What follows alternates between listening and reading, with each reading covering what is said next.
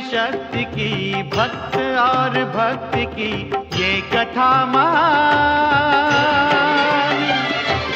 शिव महापुराण, शिव महापुराण, शिव महापुराण। ओम नमः शिवाय, नमः शिवाय, नमः शिवाय। ओम नमः शिवाय, नमः शिवाय, नमः शिवाय। ओम नमः शिवाय, नमः शिवाय, नमः शिवाय।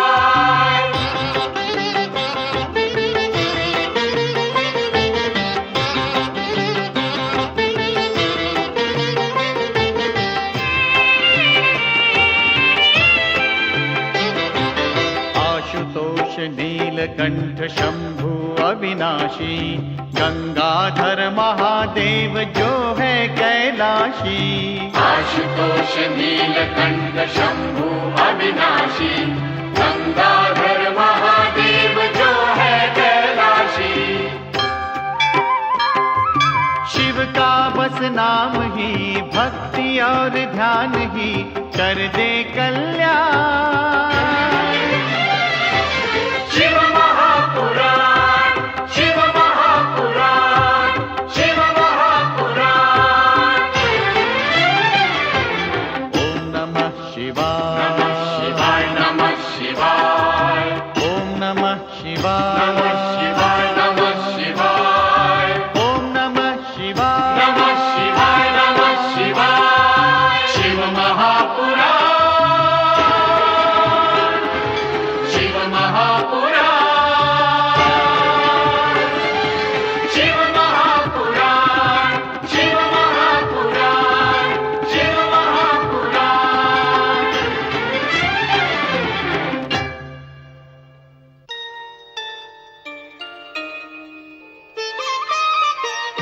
शिव भक्ति में लीन श्रीकर को उसकी ग्वालन माता गोपा के कोप से बचाने के लिए भगवान शिव स्वयं श्रीकर का रूप धारण करके वन में गौएं चराने चले जाते हैं।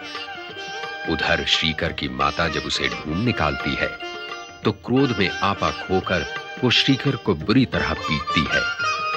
उधर नारद मुनि कैलाश पहुंचकर शिव को जब वहां अनुपस्थित पाते हैं तो उन्हें आश्चर्य होता है और वे शिव को ढूंढने के लिए निकल पड़ते हैं।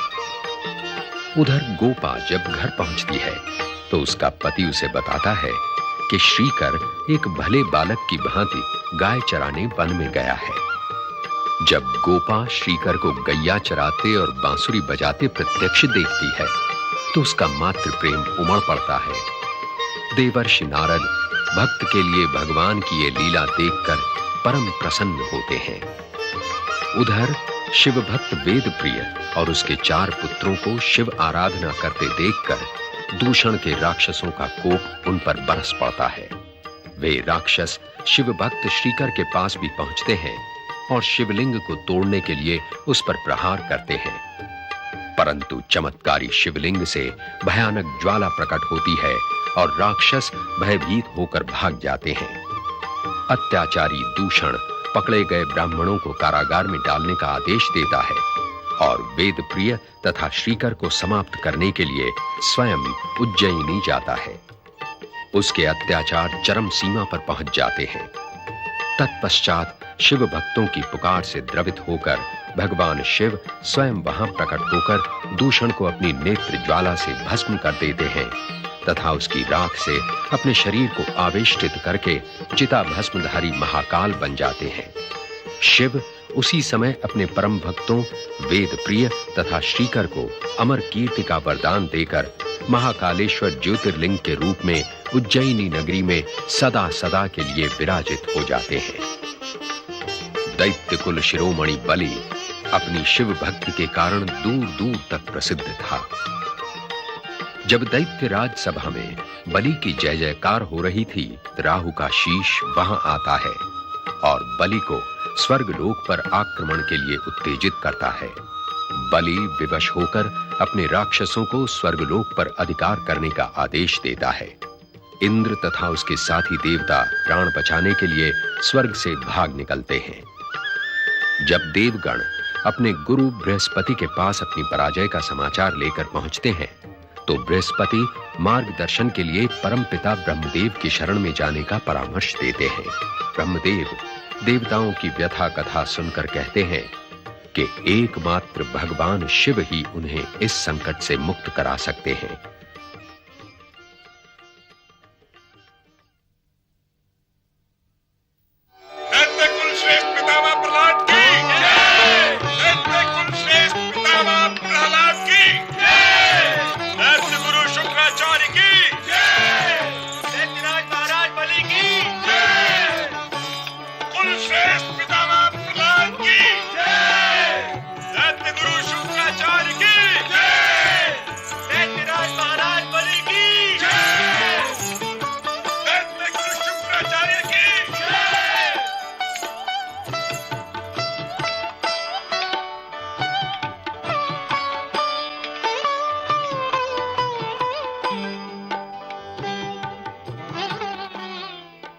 पितामह, आज हम धन्य हुए। स्वर्ग विजय के इस अवसर पर आपने यहाँ पधारकर हम दैत्यों को सम्मान दिया है। महाराज प्रहलाद, दैत्यों ने अपने बाहुबल से ये स्वर्ग सिंहासन प्राप्त किया है। दैत्यों का स्वर्ग पर अधिकार करना हम सब के लिए गौरव की बात है। आप दैत्य कुल श्रेष्ठ हैं पितामह। इस स्वर्ग सिंहासन पर बैठने का आपको अधिकार है। राजिए पितामह।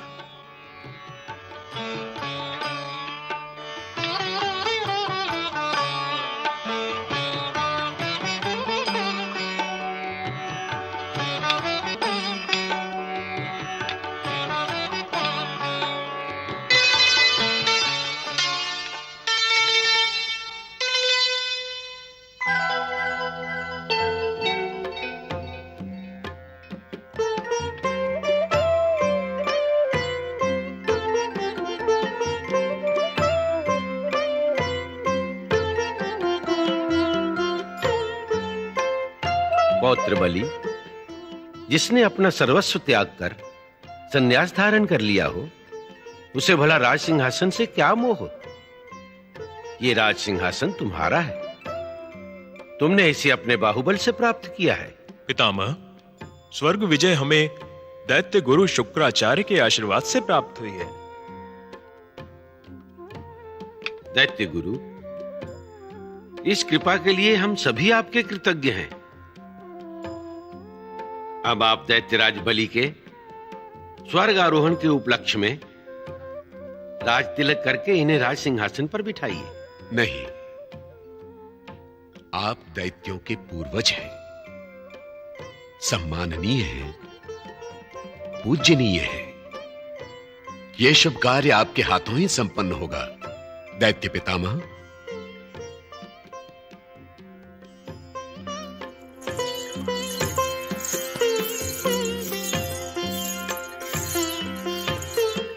आइए दैत्य पितामह। आओ पौत्र।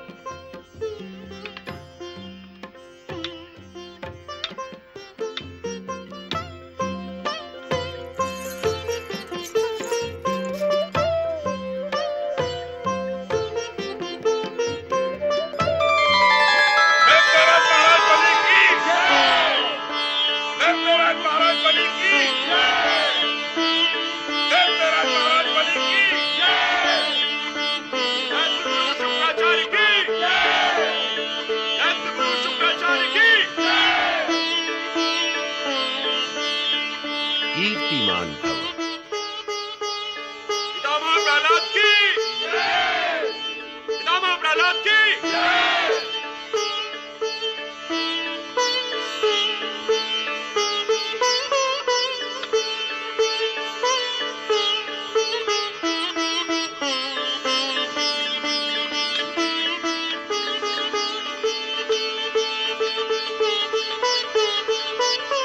राज सिंहासन पर विराजो पौत्र।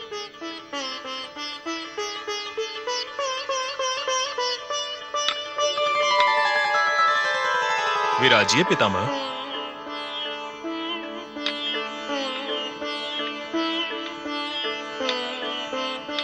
विराजिए गुरुदेव।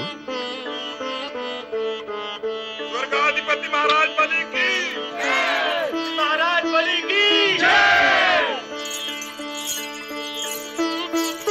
दैत्यराज बलि, हम इस बात से अत्यंत प्रसन्न हैं कि स्वर्ग का सिंहासन तुमने अधर्म या अत्याचार से नहीं, अपने बाहुबल से प्राप्त किया है।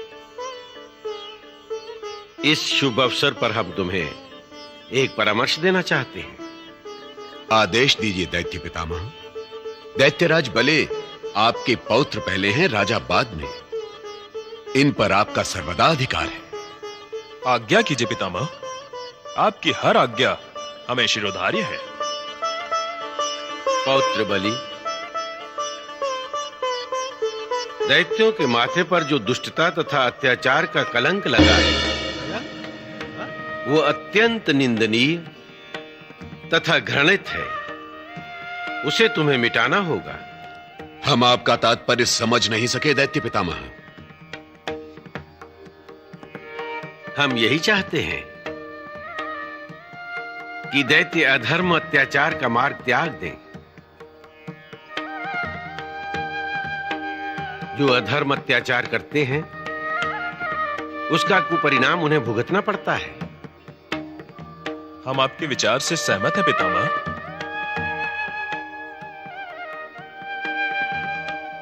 दैत्यराज बलि, तुम्हें इस बात का सदैव ध्यान रखना होगा कि धर्म के मार्ग पर चलने वालों को कभी कोई कष्ट न पहुंचने पाए। आपके हर आदेश का पालन होगा पितामह। हमें आशीर्वाद दीजिए कि हम धर्म के मार्ग से कभी विचलित न हो। धर्म रक्षक दैत्य के रूप में तुम्हारा नाम सदैव अमर रहे, यही हमारा आशीर्वाद है।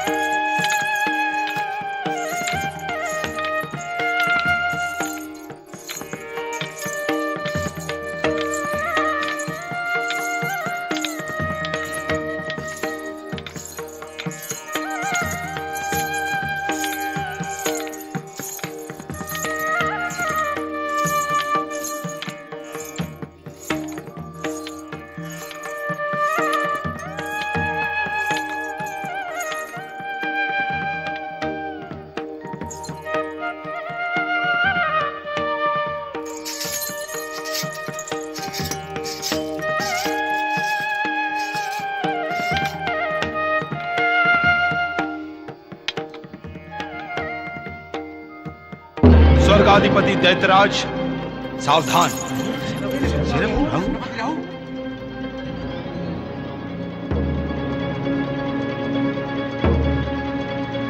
दैत्यराज बलि, आपके धर्मात्मा पितामह प्रहलाद आपको धर्म रक्षकों में अमर होने का आशीर्वाद देकर गए हैं। ये वही पितामह प्रहलाद हैं जिन्होंने अपने पिता हिरण्यकशिपु की आज्ञा को उल्लंघन करके विष्णु भक्ति को अपना धर्म माना था। राहु, हम अपने पितामह के विरुद्ध कुछ भी सुनना नहीं चाहते। मैं आपको सावधान करने आया हूं महाराज। कहीं धर्म के नाम पर पितामह उसी विष्णु की भक्ति का उपदेश देकर तो नहीं गए जो दैत्यों का जन्मजात शत्रु है।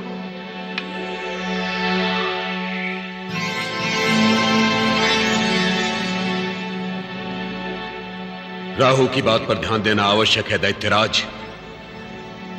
दैत्य गुरु, पितामह की आज्ञा हमारे लिए सर्वोपरि है। हम अपने धर्म के मार्ग से कभी विमुख नहीं होंगे। महाराज बलि, मैं तो आपको सावधान करने आया था महाराज। इस धर्म के मार्ग पर चलकर कहीं आप अपना दैत्य धर्म ना भूल जाए। सावधान रहिए दैत्यराज, सावधान, सावधान रहिए दैत्यराज, सावधान। भगवान शिव शंकर की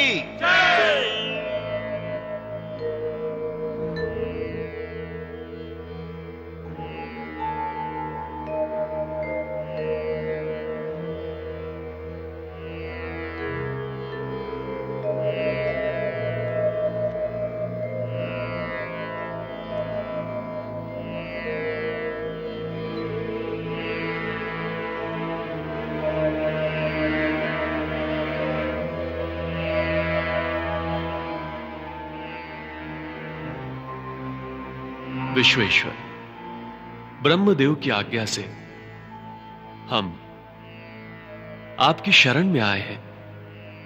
कृपया हमें इस संकट से उबारिए दीनानाथ। देवराज, आप किस संकट की बात कर रहे हैं? अंतर्यामी, आप सब कुछ जानते हैं। आपके परम भक्त विरोचन के पुत्र दैत्यराज बलि ने बलपूर्वक स्वर्ग पर अधिकार कर लिया है। हम चिंतित हो गए हैं महादेव। हमने तो देवताओं तथा दैत्यों का विवाद समाप्त करने के लिए सदैव ही प्रयत्न किया है, किंतु देवताओं ने न्याय का साथ नहीं दिया। देवराज, देवताओं तथा दैत्यों के संघर्ष की परिणति इसके अतिरिक्त और क्या हो सकती है? आप तो स्वयं जानते हैं कि दैत्यराज बलि ने कपट का प्रतिशोध लिया है। जब तक प्रतिशोध की भावना समाप्त नहीं होगी, संघर्ष तो चलता ही रहेगा। महेश्वर, स्वर्ग देवताओं का है। बलि इस बात को जानते हैं। वे धर्मात्मा है, न्याय प्रिय है। फिर उन्होंने ऐसा अन्याय क्यों किया? प्रतिशोध की भावना के कारण ही ऐसे अनर्थ होते हैं देवगुरु। देवादिदेव, हम आपसे प्रार्थना करने आए हैं। बलि को आप स्वर्ग से निकल जाने का आदेश दीजिए भगवान। देव दैत्यों के इस विवाद में हमें न डालिए। हम तो दोनों के ही आराध्य हैं। दोनों हमारे लिए एक समान हैं। तात्पर्य है कि बलि किसी उपाय से स्वर्ग का सिंहासन नहीं छोड़ेंगे। फिर हमें क्या करना चाहिए महादेव? देवराज, बलि ने बलपूर्वक स्वर्ग का सिंहासन छीना है। उसे बलपूर्वक ही हटाया जा सकता है। देवादिदेव, वो बल हम कैसे प्राप्त करेंगे? कोई उपाय बताइए। देवता धर्म यज्ञ करके बल प्राप्त करें। धर्म का बल सबसे बड़ा बल होता है। धर्म यज्ञ से प्राप्त शक्ति द्वारा स्वर्ग का मार्ग सरल हो जाएगा।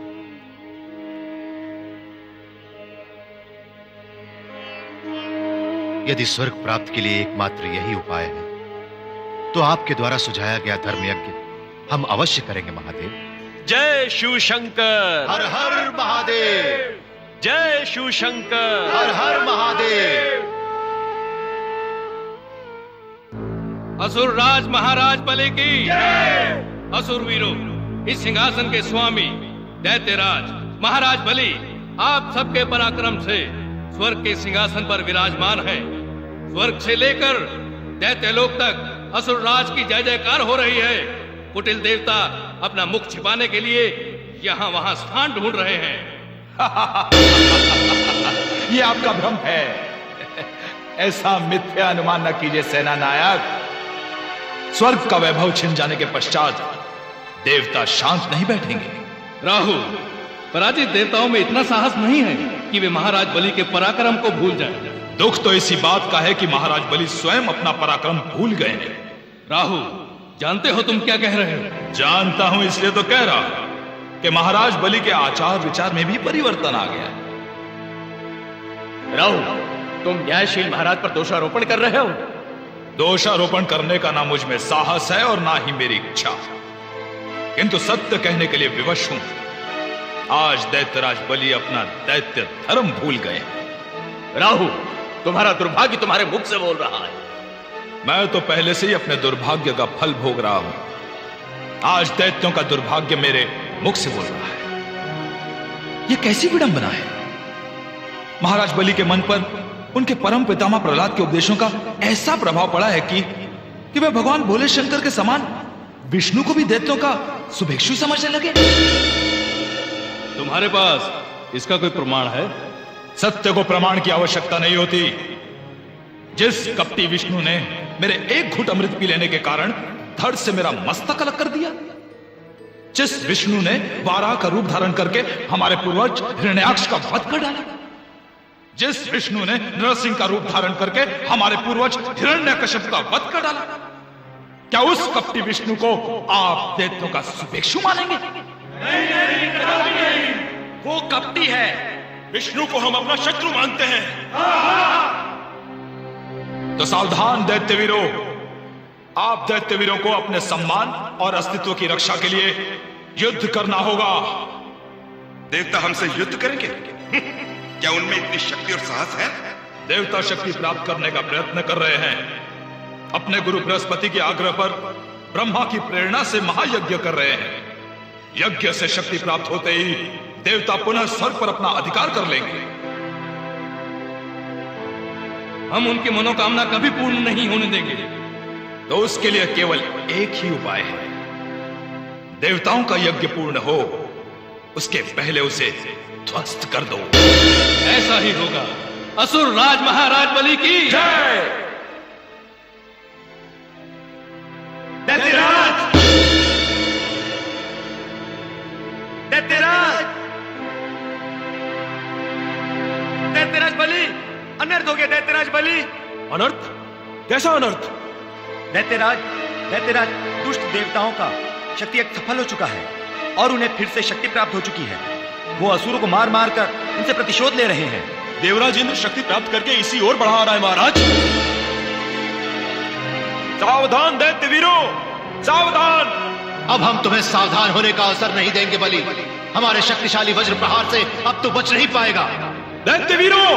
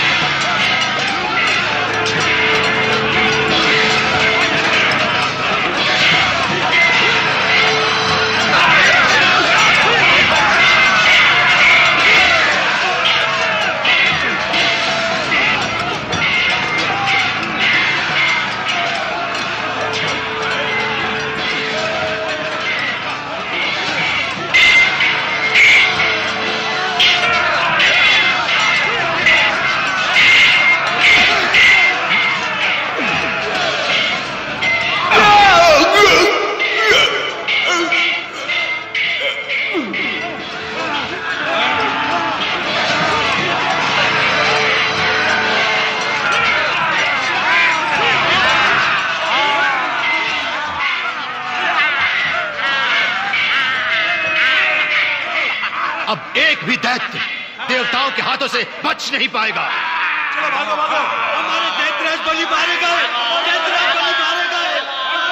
वीर देवताओं, बलि का वध करके हमने स्वर्ग का साम्राज्य पुनः प्राप्त कर लिया है। देवराज इंद्र की जय! देवराज इंद्र की जय! देवराज इंद्र की जय! समाप्त कर दो दैत्यों को। एक भी दैत्य स्वर्ग से जीवित बचकर भागने न पाए।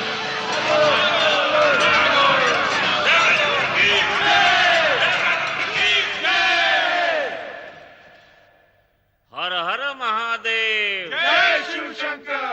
हर हर महादेव, जय शिव शंकर।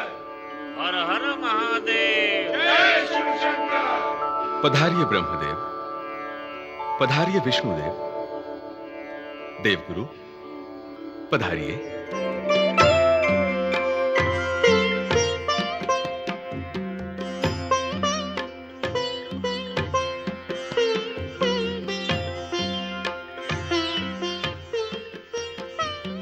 महादेव, आपके परामर्श द्वारा देवताओं ने धर्म यज्ञ से शक्ति प्राप्त करके स्वर्ग पर अधिकार कर लिया है। देवता और दैत्यों के संग्राम में दैत्यराज बलि मारे गए, परंतु क्या श्रीहरि? परंतु दैत्य गुरु शुक्राचार्य ने आपकी ही कृपा से प्राप्त मृत्यु संजीवनी विद्या द्वारा बलि को पुनः जीवित कर दिया है। दैत्य गुरु शुक्राचार्य दैत्यों के शुभ चिंतक हैं। उन्होंने वही किया जो उनके लिए उचित था। हर हर महादेव, जय शिव शंकर। दैत्य गुरु शुक्राचार्य ने बलि को केवल जीवित ही नहीं किया, उन्होंने तो बलि द्वारा त्रैलोक के विजय के लिए नर्मदा तट पर 100 अश्वमेध यज्ञों का संकल्प भी करवाया है। और उनका 100वां अश्वमेध यज्ञ प्रारंभ हो चुका है महादेव। यदि यह 100वां यज्ञ पूर्ण हो गया तो बलि को स्वर्ग, पृथ्वी, पाताल इन तीनों लोक पर अधिकार करने से कोई नहीं रोक सकता। शिवशंकर, इस आने वाली विपत्ति के निवारण के लिए असहाय देवता आपकी शरण में आए हैं, इनकी सहायता कीजिए महादेव। भगवान विष्णु, विपत्ति आने पर आपने सदा ही देवताओं की सहायता की है। इस बार आपने इन्हें कोई उपाय नहीं सुझाया? नारायण नारायण। प्रभु, सभी उपायों के जन्मदाता तो आप हैं। आप जन्म मरण का विधान भी बदल सकते हैं। परमपिता ब्रह्मदेव, भगवान विष्णु आपकी आज्ञा के अधीन हैं। नारद ठीक कह रहे हैं शंभु। संकट के समय जब कोई उपाय सुझाई नहीं देता तो हम आप ही की शरण में आते हैं। यदि बलि का 100वां अश्वमेध यज्ञ पूर्ण हो गया तो हमारा क्या होगा भोलेनाथ? प्रभु, देवताओं की दशा क्या होगी ये आप भली भांति जानते हैं। दैत्य हमारे जन्मजात शत्रु हैं प्रभु। यदि दैत्यों का तीनों लोक पर अधिकार हो गया तो हम देवताओं का क्या होगा? महादेव, यज्ञ पूर्ण होते ही दैत्य गुरु शुक्राचार्य सर्वप्रथम बलि को पुनः स्वर्ग पर अधिकार पाने के लिए उत्तेजित करेंगे। अब आप ही बताइए महादेव, आश्रयहीन देवता कैसे जिएंगे, कहां जाएंगे वो? परिस्थिति की गंभीरता पर विचार कीजिए नाथ। आप ही बताइए, इस संकट की घड़ी में हम क्या करें? परिस्थिति की गंभीरता को हम भली भांति समझते हैं देवराज। इस संकट से उबारने के लिए देवताओं के रक्षक भगवान विष्णु कोई ऐसा उपाय सोचे जिससे देवता, दानव, मानव सभी का कल्याण हो। देवादिदेव, मेरा प्रत्येक कार्य आप ही की प्रेरणा से होता है। आपकी आज्ञा अनुसार सौंपा गया ये उत्तरदायित्व मैं अवश्य निभाने का प्रयत्न करूंगा। जय शिव शंकर। देवता निश्चिंत रहें, उनके संकट का निवारण हो गया। नारायण नारायण। जय शंकर। हर हर महादेव। ओम काल कालः कृपानिधि सर्वेश्वराय नमः स्वाहा। काल कालः कृपानिधि सर्वेश्वराय नमः स्वाहा। पिनाकी शशिशेखराय नमः स्वाहा। शंकर शूलपाणियाय नमः स्वाहा। वामदेवो निरूपाक्षाय स्वाहा। ओम तत्पुरुषाय नमः स्वाहा। ओम ईशानाय नमः स्वाहा। ओम नमो भगवते रुद्राय स्वाहा। ओम सद्योजाताय नमः स्वाहा। ओम वामदेवाय नमः स्वाहा। ओम अघोराय नमः स्वाहा। ओम तत्पुरुषाय नमः स्वाहा।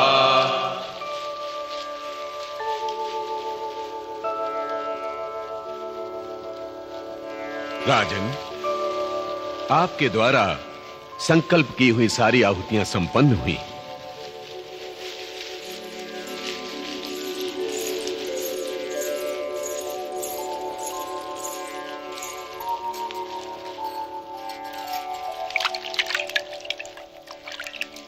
सौभाग्यवती भव, यशस्वी भव।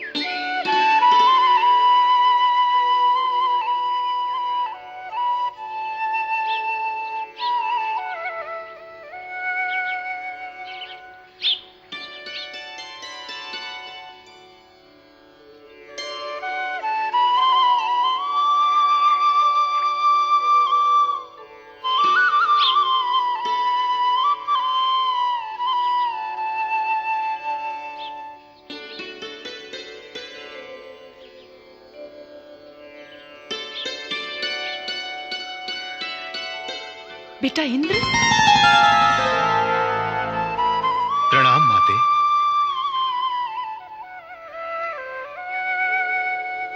माते,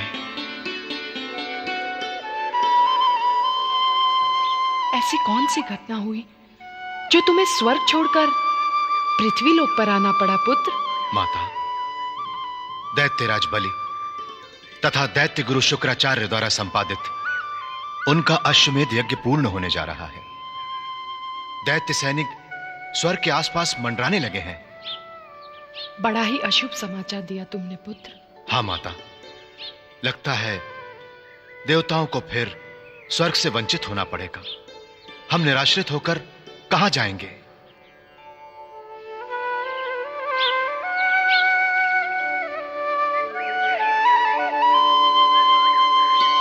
तुम नारी शक्ति को नहीं जानते पुत्र। मैं ऐसा कदापि नहीं होने दूंगी, कदापि नहीं। इसी आशा से आपके पावन चरणों में आया हूं माते। मैं तुम्हारे पिता कश्यप ऋषि से प्रार्थना करूंगी। वे स्वर्ग की रक्षा का कोई न कोई उपाय अवश्य बताएंगे। पिताश्री देवता और दैत्य दोनों के जन्मदाता हैं। वे आपकी बातों पर ध्यान देंगे माते? अवश्य देंगे। मैं उन्हें मनाऊंगी। आओ मेरे साथ।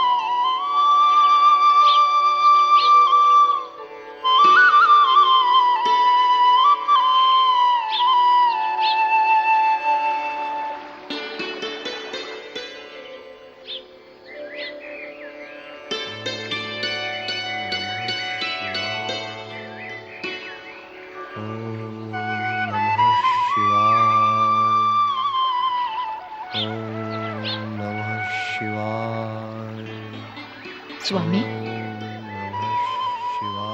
आंखें खोलिए, आंखें खोलिए स्वामी। अदिति आपके चरणों में उपस्थित है। पिताश्री, पिताश्री,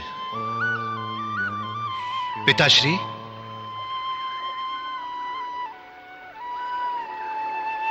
पुत्रेंद्र, तुम यहां? हमारे पास आने का कारण? पिताश्री, हमारे दैत्य बंधुओं ने शत्रुता की अग्नि को पुनः दावानल की तरह फैलाने का कार्य आरंभ कर दिया है। आप तो जानते ही हैं, दैत्यराज बलि अपना अश्वमेध यज्ञ पूर्ण कर रहे हैं।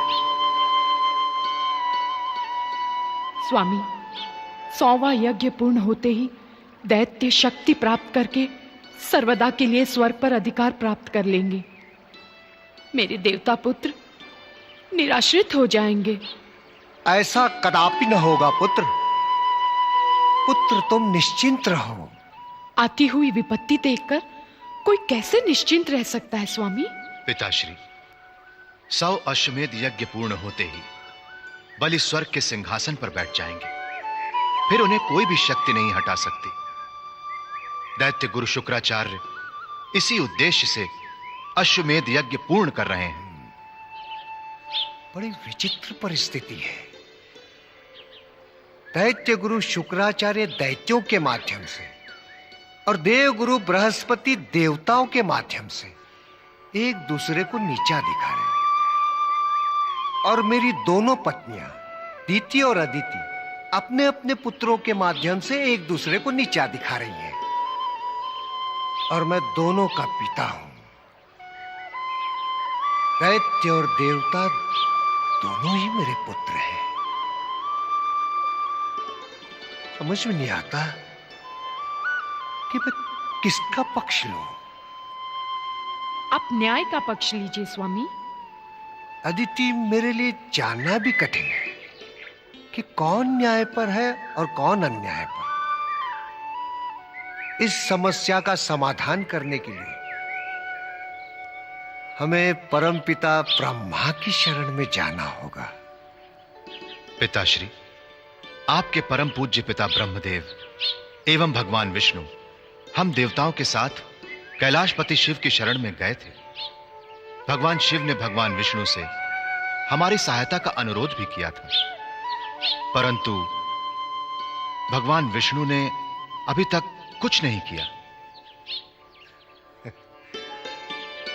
भगवान विष्णु कब करेंगे, क्या करेंगे, कैसे करेंगे, उनका रहस्य कोई नहीं जान सकता पुत्र। कोई नहीं। किंतु मैं तो हताश हो चुका हूं पिताश्री। भय के कारण ही तुम हताश हो रहे हो पुत्र इंद्र। इसीलिए तो आपकी शरण में आया है स्वामी।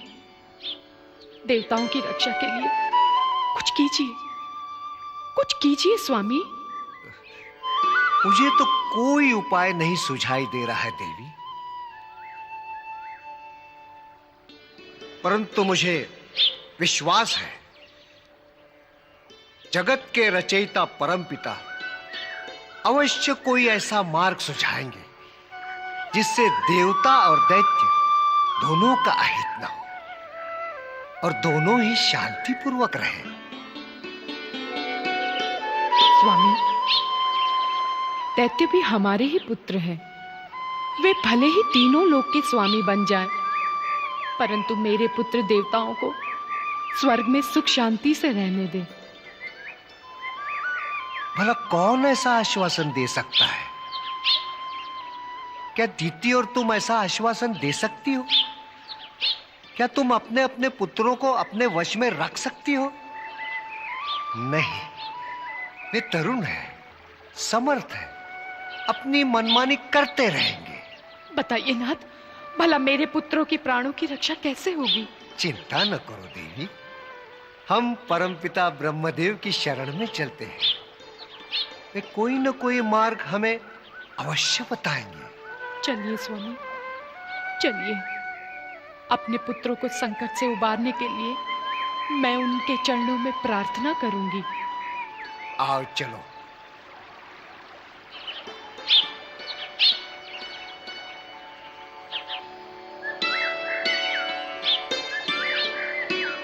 ओम नमः शिवाय। त्राहिमाम, त्राहिमाम, त्राहिमाम, त्राहिमाम, शिवाय। त्राहिमाम, त्राहिमाम, त्राहिमाम, त्राहिमाम, त्राहिमाम परमपिता, त्राहिमाम। वत्स कश्यप, देवी अदिति, देवराजेंद्र, आप तीनों के यहाँ एक साथ आने का कारण? मेरे पुत्र इंद्र की रक्षा कीजिए। हम सब आपकी शरण में आए हैं। परमपिता, आप ही इंद्र और उनकी माता अदिति को चिंता मुक्त कर सकते हैं, इसीलिए मैं इन्हें आपके चरणों में लाया हूं। हमें ज्ञात देवराज बलि के अश्वमेध यज्ञों से भयभीत होकर यहाँ आए हैं। हाँ, हम सब यज्ञ के परिणाम से भयभीत होकर आपकी शरण में आए हैं परमपिता।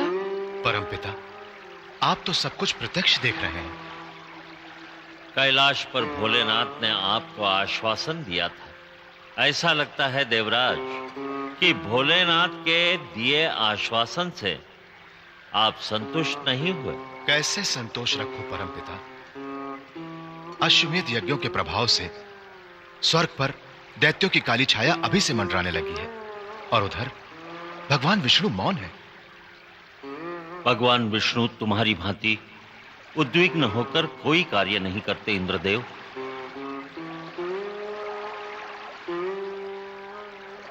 वे देवताओं के प्रिय हैं तो दैत्यों को अपना शत्रु नहीं समझते। अधर्म, अकर्म, सृष्टि के प्रतिकूल प्रत्येक कार्य उनके शत्रु हैं।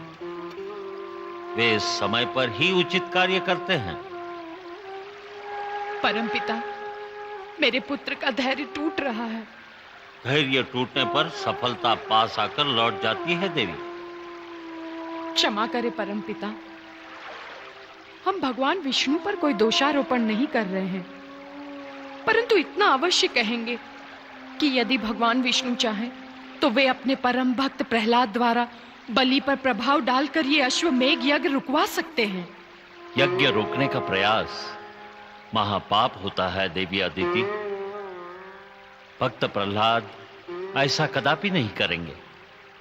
हम पुनः कहते हैं, भगवान भोलेनाथ के निर्देश का पालन भगवान विष्णु अवश्य करेंगे।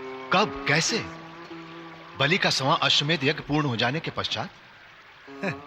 भय के कारण इंद्र का विवेक अस्थिर हो रहा है परमपिता। देवराज इंद्र व्यर्थ ही भयभीत हो रहे हैं। भगवान विष्णु इन्हें इस संकट से अवश्य निकालेंगे।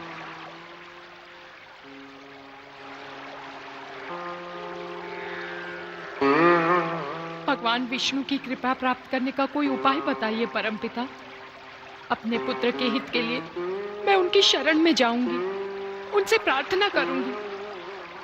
देवी अदिति, पुत्र मोह से आप विक्षिप्त न हो। क्षीर सागर के अमृत तीर्थ पर जाकर सच्चे मन से भगवान विष्णु की आराधना करो। तुम्हारी तपस्या से उत्पन्न शक्ति बलि के यज्ञों से भी अधिक प्रभावशाली होगी। तुम्हारे प्रिय पुत्र इंद्र का यह संकट अवश्य दूर होगा। जो आज्ञा परमपिता। मुझे और मेरे पुत्र को आशीर्वाद दीजिए। मेरा आशीर्वाद है तुम्हारी और तुम्हारे पुत्र की मनोकामना पूर्ण हो।